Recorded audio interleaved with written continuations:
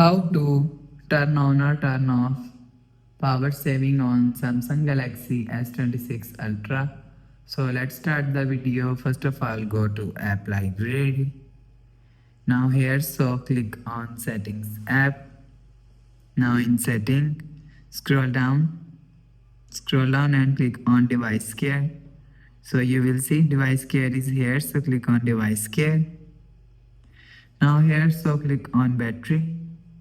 So after you click on battery, you will see first option is power saving. So click on power saving. So if you want to turn on power saving, so turn on this button. So after turn on this button, you will see power saving is turn on. So if you want to turn off power saving, so turn off this button. So after turn off this button, you will see power saving is turn off.